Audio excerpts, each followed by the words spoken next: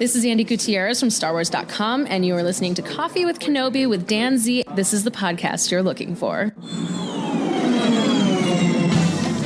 This is James Arnold Taylor, and you're listening to Coffee with Kenobi. I have a good feeling about this. Hello, everybody. Welcome back to another episode of CWK Live every Tuesday night at 7 o'clock p.m. Central Standard Time. I'm your host, Dan Zare, thrilled to be talking Star Wars with each and every one of you. Let's bring in our friends. Hello, Blake Weaver. Blake is here. Good to see you, buddy.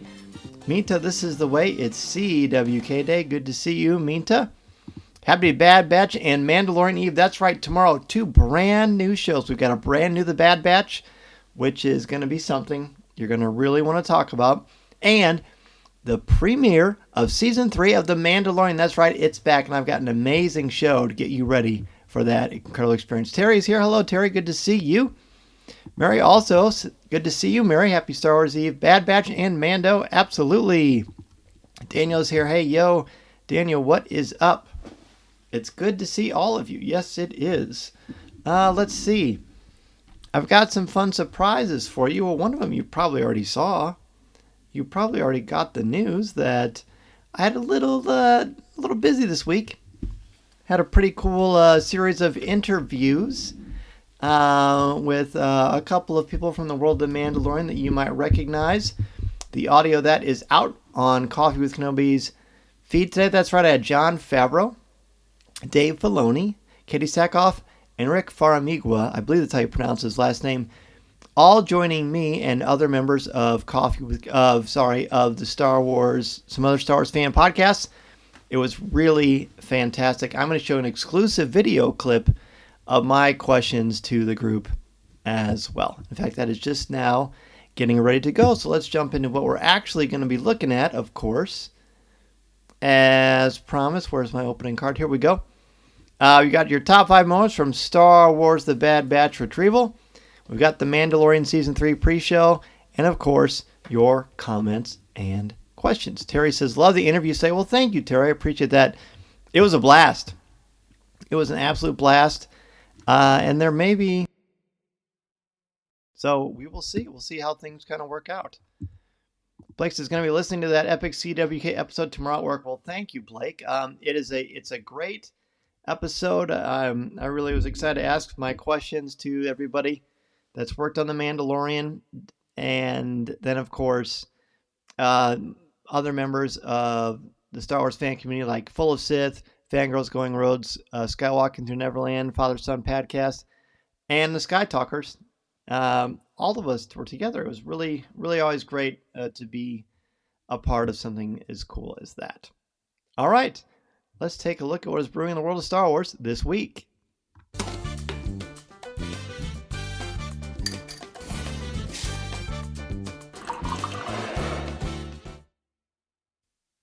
So I'm not going to make you wait any longer. We're going to do our top 5, of course, but I feel like, well, I'll let you decide. Do you want to see video of the interviews I had with members of the cast and creators of The Mandalorian? Do you want to jump into our top 5 first? I am happy to do whatever you prefer, in whatever order you prefer to do it. You just go ahead and let me know. This week on The Bad Batch, there is going to be a new weekly thing where we're going to have new projects, a new merchandise from The Mandalorian, of course. Terry says he wants the video first. Okay. Mary wants the video too. I have a feeling this is how it's going to go, probably, right? So what do you think? All right, you know what? Let's do the video. Let me get that loaded up here for you. Let me get you loaded up here. A real quick caveat before we do that. When Corey and I, the second time we met at this local restaurant, and we made a list of guests that we wanted. And number 1, I put George Lucas. Now, I haven't had George on the show. I don't know that that's ever going to happen. But I have met George, and I did get to thank him. And that was pretty special. But number 2 on the list was Dave Filoni. Now, I've talked to Dave plenty of times at conventions. One time he and I were in the elevator together talking about stuff with Celebration and just fun stuff like that. But this is the first time I got to have him on the show properly.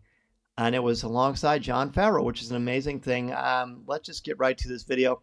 When I start, if it goes a random one, it's because I didn't change over, but I'm going to change it right away. Locate file. Let's locate that file. I know where the file is, computer. All right, friends, here we go. Oh, here we go. There we go. Here it is. Right. Next up, we'll have Dan from Coffee with Kenobi. Hello, gentlemen. This is a question I ask my mythology students, and I'm excited to see what the two of you think about this. I want to see if you can talk about the symbolism of Din Djarin initially struggling with wielding the dark saber in the Book of Boba Fett. That's a great question. I'm glad you caught that, because on the one hand, you're super excited because as the first person who ever wielded the dark saber. Oh boy, here we go. As Pre Vizsla, I could say that it was that George, that was a reshoot, by the way, because I was originally, that's a public record, right? It was originally when I recorded the voice, it was a vibroblade. Mm-hmm. And when George had seen it cut together, I found out from Dave, because I got called back into the recording booth, that no, the vibroblade can't block another lightsaber. It has to be, and he created this lore around the dark saber that was stolen from a Jedi temple, and the idea of Tar Vizsla, somebody who was a Jedi and a Mandalorian, and I remember, I got to go back and record this. I told my wife what I was doing. I got to go back and I got to do it again. She was like, George is right. That's super cool. Super cool. And she was right. It ended up being this compelling image of what this thing is. But then also I got my clues from Rebels where, when Sabine was learning to wield it, it was heavy to her. Mm-hmm. And the sense that there is, it's almost like the teachings in martial arts of you can't grab water. You have to cup your hands, and it's not something you could control. You have to flow with it. And the Mandalorian, somebody who probably doesn't have a lot of force abilities and doesn't have any training in it, and who's great at every other weapon, this thing is heavy. And you notice when Paz Vizsla picks up the darksaber to use it, it ends up being the thing that probably loses the battle for him in the Book of Boba Fett, that he's even stronger, but it's even heavier to him. And so that whole Excalibur, sword in the stone, if you're fated to do this. So there's something larger that's allowing you to wield these things, and they become mythic or symbolic metaphors for whether this is your destiny and if you're trying to force something. So, the strongest knights in the land could not budge the sword and pull it from the stone. And you want to fill in the rest of that? No, it's all very good. Yeah, I mean, you did wield the sword, so you do now. But yeah, I think it's a matter of, when you're wielding a weapon like that, it is a lot of what's in your mind and in your heart more than your physical prowess. And I think that is what Kanan was trying to teach Sabine. She's fantastic she's a great warrior, but she's not balanced in her mind. All of her struggles with her family are preventing her from growing, are preventing her from being balanced in her body. And so, with Mando, he comes into this thing the right way because he doesn't really even want it. But that lack of wanting it is almost like a lack of responsibility. It's saying that, well, why don't you value it? And how can you wield it if you don't really even value it? So it's and always also a good hurts metaphor. Well, it's also cool when he hurts it, he's using it. He's limping around like this thing. Imagine, because I always thought about that, like a lightsaber. If you don't know how to use it, it's a fumble. It's got to be a bigger. That's not. It's not a good. It always amazed me that they weren't hurting themselves more. Well, I think a lot of people did. You just didn't hear about them because you hurt yourself. You're not in the story anymore. Right. You fall out of it. But they're all having. I was always shocked when Han used Luke's lightsaber to cut open the tauntaun. I thought that was a big move. But he's smart, but all he does is make a little that's split. It. One quick thing, yeah. Not a big deal. No, he's not fighting. He doesn't want to use that thing. It's like, here's the other thing about a lightsaber. By any definition of the world they live in, it's a really old weapon. Right. So I've talked about this. It's not as cool to them, you were saying. No, it's not. Like a samurai is an incredibly well-trained warrior, and that seems great, and they're highly effective, and they're very smart, and they have a way of being. And then rifles come around. And when you see the Seven Samurai, you see how difficult it is for these incredibly skilled warriors with with a philosophy and a way of life, but they just get thoughtlessly taken out by someone with a rifle. And so it's up to Cuso to go in and take out as many as he can. And it's dangerous because technology is overcoming what skill and discipline has given them. And that becomes a quick and easy path to power, right? Is now we have a weapon, a blaster that can just, take down a Jedi.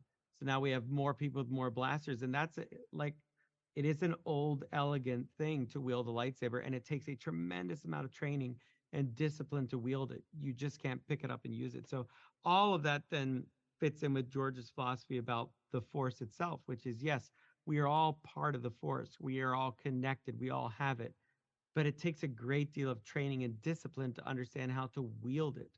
And very few people have that discipline. In our own world, we see that. It's so hard to be disciplined to do things that are good for us, physically, mind, body, spirit. So it's true in the Star Wars universe as well. And this is the Star Wars Fan Site Roundtable with Rick.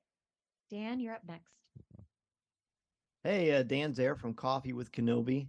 One of my favorite things about the behind the scenes of the first season, besides you wearing the J's, of course, best dressed director in Star Wars. There you go.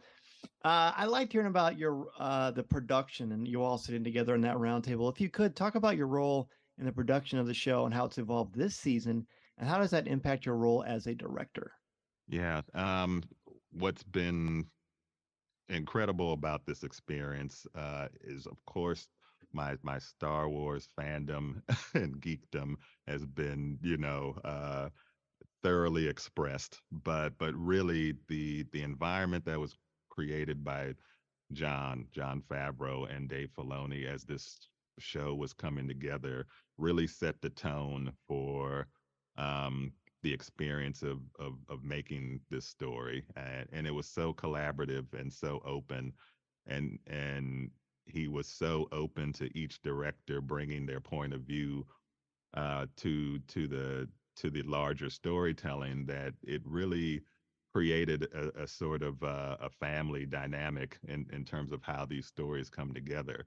And it didn't feel like you're sort of passing a story from one person to another, but everyone was sort of telling the same story and sort of understood it. And there was a unique way that first season came together, because we were all sort of new to the technology and sort of had to really know what everyone else was doing. That informed the process moving forward. So because it's always been that, and Jon has sort of been the one who has done most of the writing, if not all of it, it doesn't have the feel of like, what I guess would be traditional television. So it's always felt very collaborative in that way.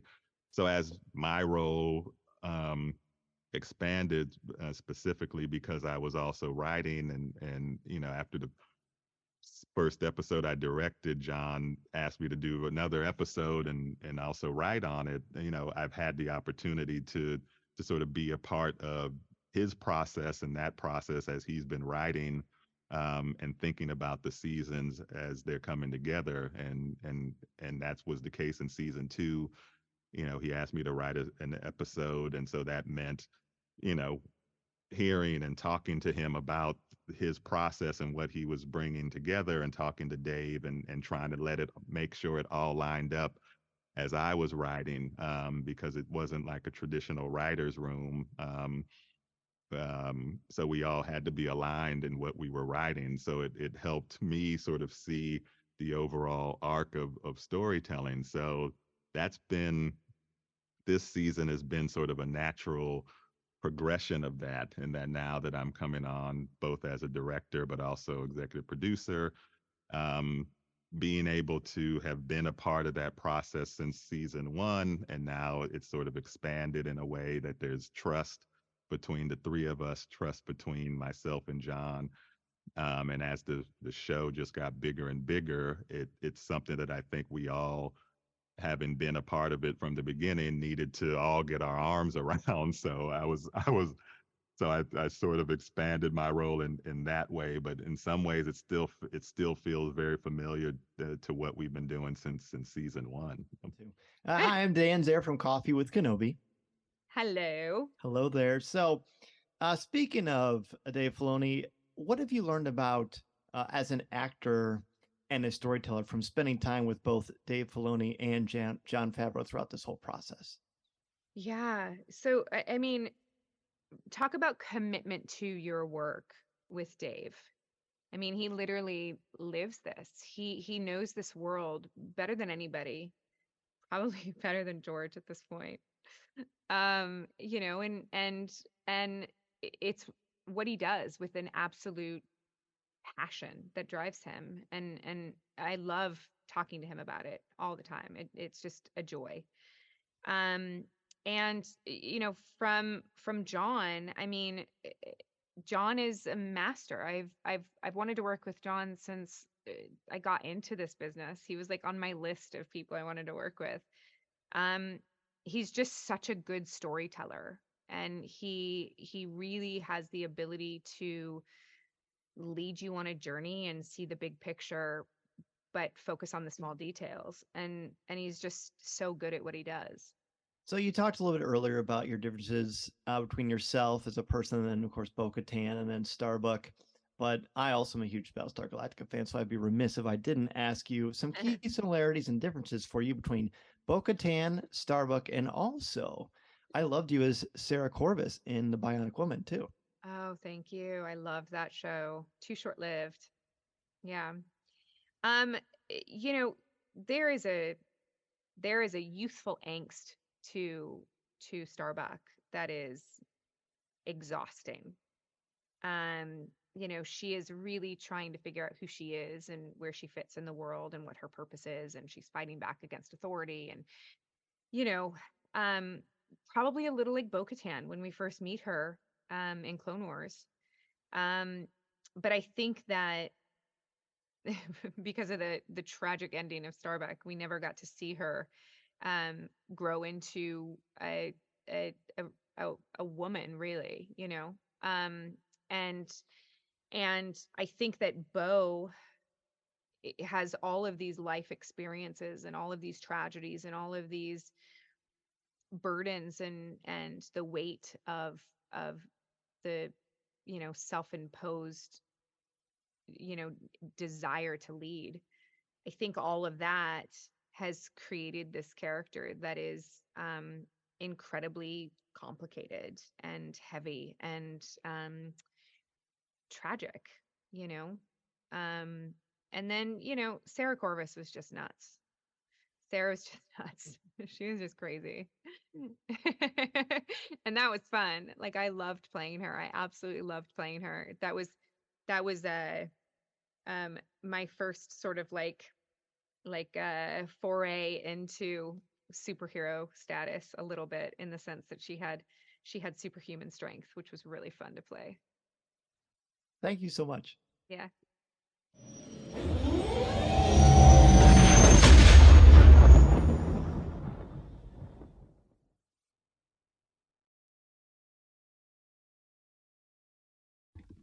Well, how about it? I promised you that we were going to have a little bit of a pre-Mandalorian party, and that was pretty fun, I gotta say. That was so cool. Thank you, Mary. Yeah, a lot of great comments during the video. You can, of course, watch the playback on Facebook or on YouTube. Minta says, love, love, love this video. Thank you. So I've done a few roundtables, but never one like where I got to do the video aspect of things too. And I realized my lighting is not as good as Lucasfilm and Disney's, but I think that's not a surprise. It's also not a surprise that the questions, all the questions from all of my peers were amazing. I strongly suggest that you listen to the podcast that again dropped today, episode 617, I believe, or 617. But I was excited about Dave and Jon answering the question about the Darksaber, because I've always wondered that. I've talked about that. I wasn't exaggerating when I said I ask my students this when we do essays, when we look at certain episodes of the Book of Boba Fett or The Mandalorian. So to hear them give feedback on it was pretty neat. It was quite a thrill. Daniel, thank you for the claps, my friend. Matthew says, so excited for tomorrow. Have you seen it yet? I have not. I have not seen it yet. I will be waking up super early to enjoy it, just like I know all of you will. All right, but we've also got a new Bad Batch tomorrow. But before we get to the new Bad Batch, let's talk about Retrieval. the latest episode of Retrieval. Of course, we've got a new one tomorrow, but we haven't talked about Retrieval yet on our top 5, and there's plenty to discuss. So let's go ahead and jump into that. So number 5 for me, we also got to talk about what we're going to do with Mando. Number 5, I put the Temple of Doom bridge. You know, there's a couple of quick moments where they look up and the way that it's lit and the way that there's like lava below or something really, really warm.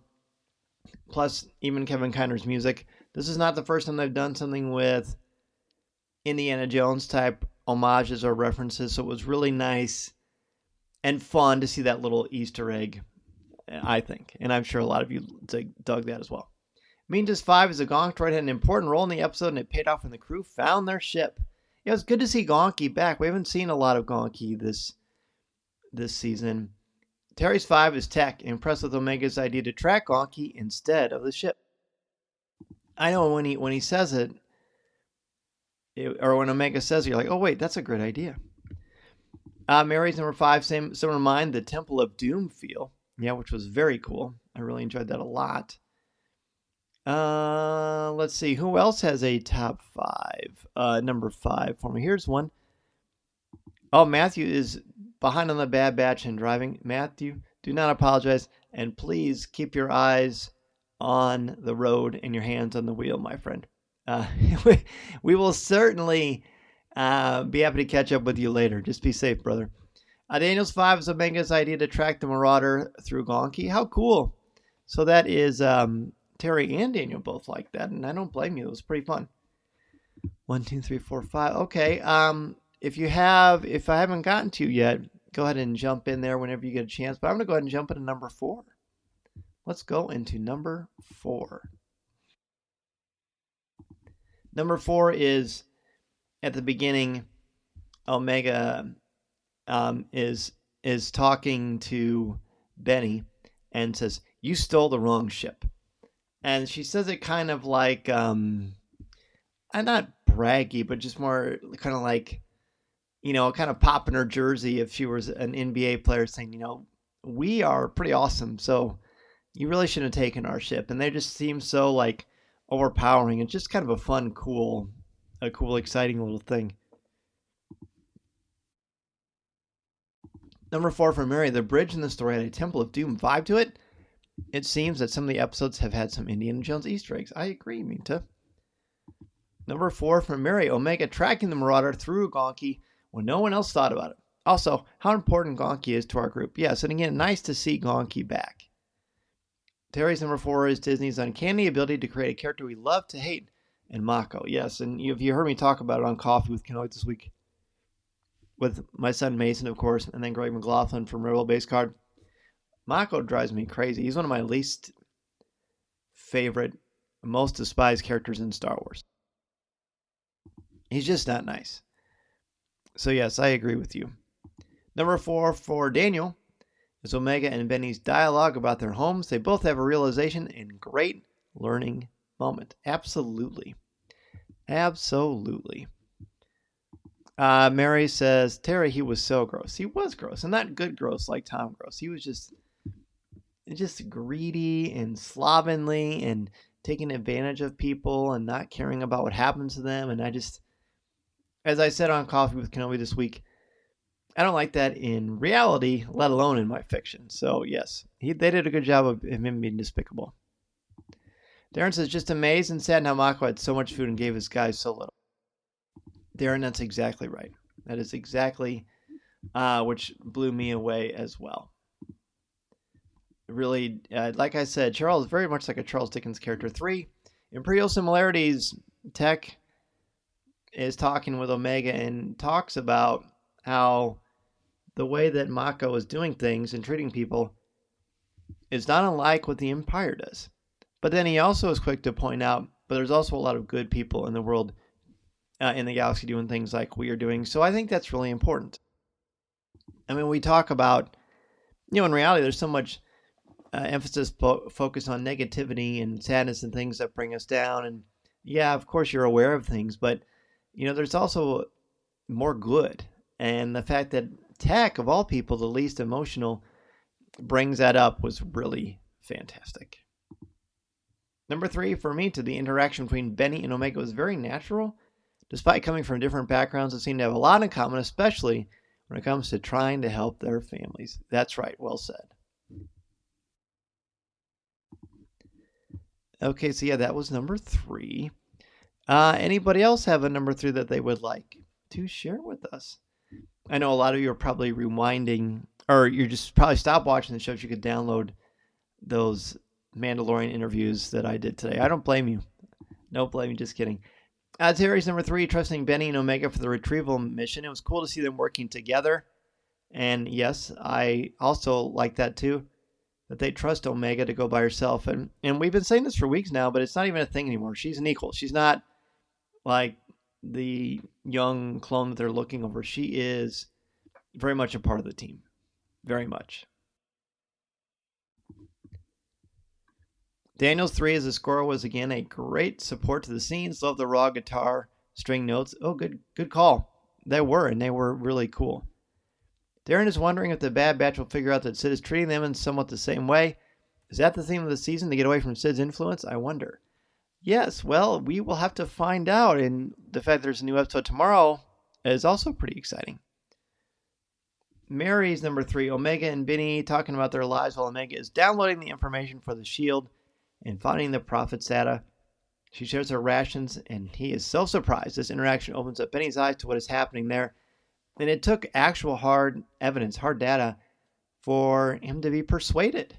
I mean, you kind of get the sense, or more, I guess you hope, that he gets the sense that there's a lot of bad going on, and yet it's not really a big focal point of the decisions that he makes. And then he can't ignore the evidence any longer, and he very much turns on Mako and helps Omega and the Bad Batch. And thank goodness he did, because that was Mako just no good, right? He is just the worst. Number 2, the ambush of Benny. I just realized on this scene here, I spelled Benny wrong. So sorry about that, Benny. But when they team up and the 4 of them ambush him, it is so cool. It's just a great, he tries to run away and Wrecker grabs him and Omega holds her bow, and it's just like this perfect collaboration of this well-trained, well-focused, well-versed team that works together like one entity. And it's just a really great action sequence to remind us that the Bad Batch is mighty, and they are a force to be reckoned with. Number 2, for Mary, is going down the exhaust pipe. Poor Wrecker fighting his fear of heights. Then Omega telling Benny he stole the wrong ship, which is a great little sequence too. Number 2 for Minta is it's sad to see the similarities between the Imperial Way and Mako's treatment of his, quote, family, end quote. But Tech also stated that there are people like themselves that try to make the galaxy a better place. That's right.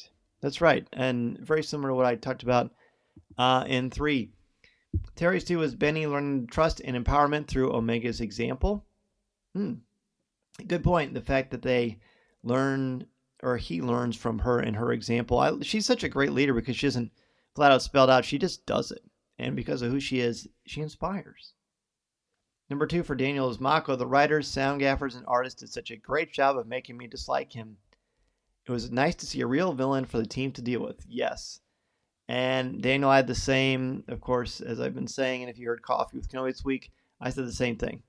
Very easy to dislike him. They did a great job of making that come to fruition for us. But it's time for number 1. Oh, that's loud. I guess it's not that loud. I just have my computer up loud. Yeah, that's why. Okay, number 1. Sorry, just a little interior monologue coming outward. Hunter's Descent. Mary talked about it a little bit ago. But the action sequence of him tying that rope around himself, jumping bravely and quickly down that pipe, and you got a minute before it erupts again. Fearless, without worry, without hesitation, with complete purpose. It was just cool to see Hunter doing Hunter stuff. He's I mean, he is sort of taking a back seat in a way this season. It doesn't bother me because I think it's better when everybody gets a chance to really be a focal point, but it was very cool. I just really liked that action scene. When it happened, it was a tie between this and number 2 for me, but ultimately, because I'm such a fan of Hunter, I made that my number 1. But please let me share your number 1. And as you probably noticed by now, if you don't get a chance to join us live, certainly you can hear the show on the podcast feed.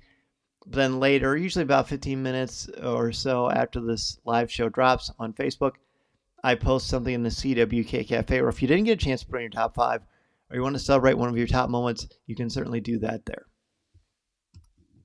Number 1 for Mary, the trust our team has in one another, how well they understand one another.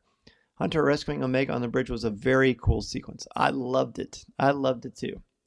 Terry's number 1 is the unification of the workers and the kids as they come together against Mako. Awesome. Minta's number 1, Hunter pulling off the Indiana Jones move up to save Omega from falling to the lava. Enough said. Yes, an Indiana Jones move. I haven't thought of it that way, but that's cool. Daniel's number 1, the scene with Hunter and Omega swinging to save her and both their trust in one another. So righteous that she took the droid with her. Wasn't that cool? And I saw that David W. Collins was the voice of Gonky because they didn't have a big library of sound effects. I think they filtered it through like a guitar amp or something. I don't know, it was pretty cool. Number 1 for Darren is Mako losing it all. That was fine with me too because he is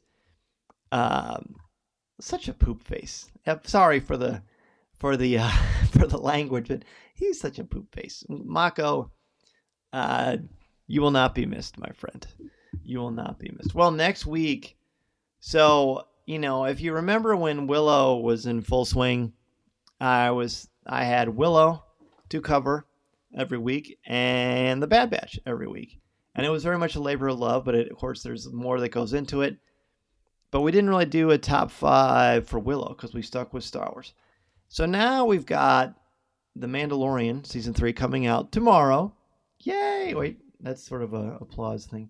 And then we've got, of course, the Bad Batch. We've got all of March to see the Bad Batch. And there's some amazing stuff that's coming your way from the Bad Batch, I promise you.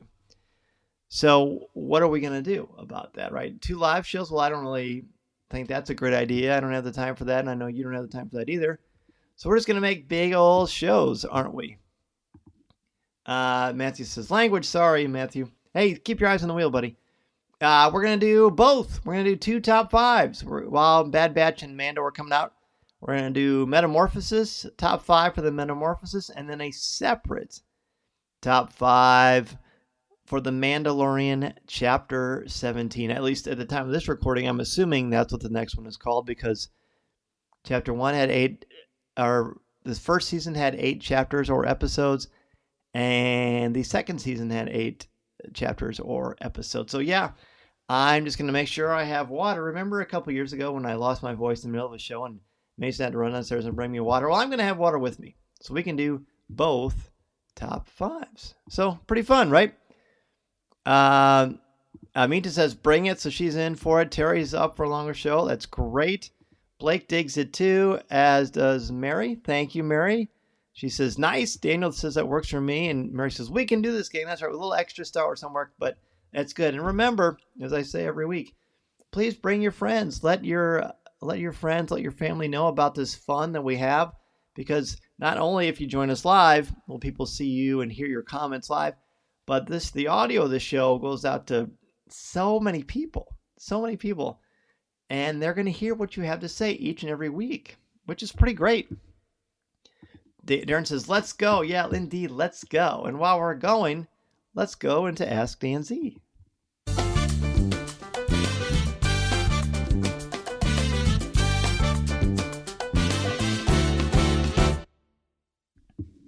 All right, Matthew.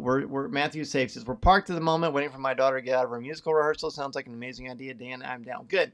Glad to hear it, buddy. Looking forward to the chat. So last week there was some new Indiana Jones figures, so we didn't get to that this week, but I'm gonna try to get to that at some point.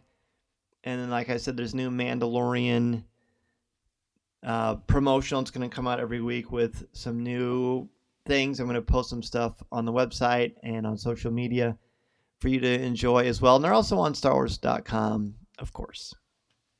So there you have it. Thank you, everybody. Blake says, well, all these big actors and producers you've interviewed, who has given you the most nervousness? That's a great question. You know,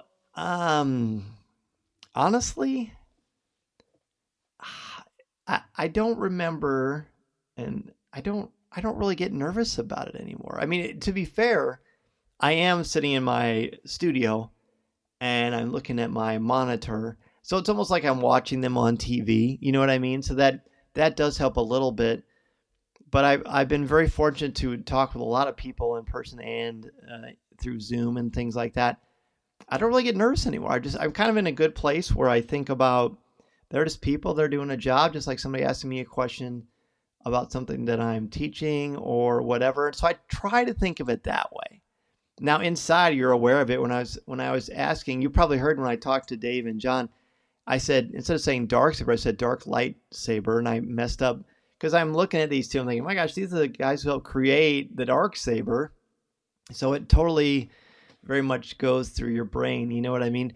But I don't let myself. I learned, quite honestly, fully honest, when I met Harrison Ford, I just told myself, you get one chance at things like this, don't waste it. So I just tell myself before it happens, you're not going to get nervous. You're just going to ask questions and talk. And I mean, it's for the people, all right? It's for us. It's for us to listen to and enjoy. So I appreciate that question. I hope that makes sense. Dana wants to know if Celebration London is going to be streamed.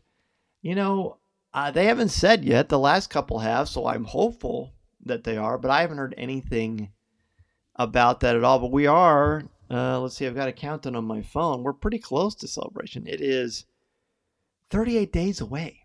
So hopefully we'll hear something pretty soon. But you know what else is coming up pretty soon? It is the Halcyon trip, which is going to be awesome. It's me. It's several of you who are on the show tonight and others who are not able to join us, but you are going to join us in Orlando, June 12th to the 14th with me, Coffee with Kenobi, and MEI and Mouse Fan Travel. Go to coffeewithkenobi.com/mousefan-travel and get a no cost, no obligation quote. 104 days until liftoff, until we whoosh away into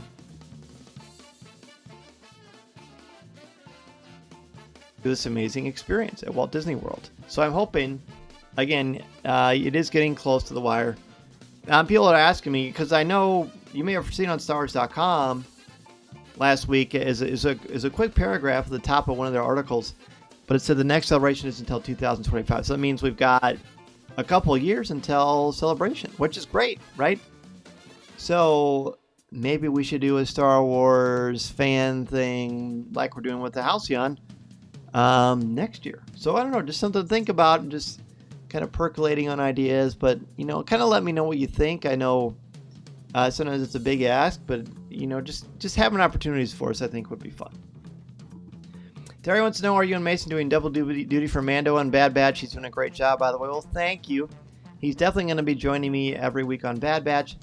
And Mando kind of depends on what time we record and things like that. I mean, he's been watching Mandalorian since the beginning, so he's always welcome to join us. I really appreciate you asking. I'll be sure to pass along. So many of you have been very kind and reached out about Mason on the show, and I love it. Daniel says a Disney cruise. That would be pretty fun. I'm not going to lie. That would be pretty awesome. But we'll see. We'll talk to Becky and see how the Halcyon goes. Who knows? We may decide we want to stay on Bad too. I don't know.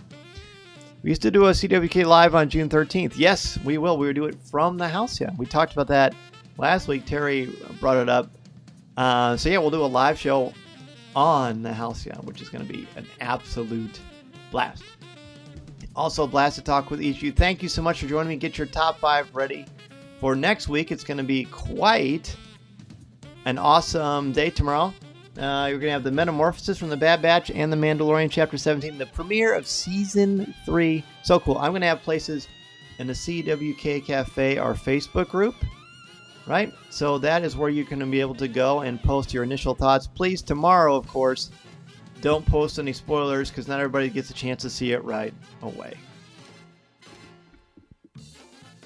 Mary says, have a great week, everyone. Drink plenty of caffeine to get through all the Star Wars tonight. That's for sure. I'll probably go to bed as soon as this is over so I can do that. Meantime, may the Force be with you as well. Thank you again, everybody. Spread the word about Coffee with Kenobi. Let them know about the interviews. And let them know that this is the Star Wars community that they are looking for. I just came up with a new outro. Thanks again, everybody. Enjoy tomorrow. See you soon. This podcast is not endorsed by the Walt Disney Company or Lucasfilm Limited. It is intended for entertainment and informational purposes only. The official Star Wars website can be found at www.starwars.com. Star Wars, all names, sounds, and any other Star Wars related items are registered trademarks and or copyrights of Disney and their respective trademark and copyright holders. All original content of this podcast is the intellectual property of Coffee with Kenobi unless otherwise indicated. This is the podcast you're looking for.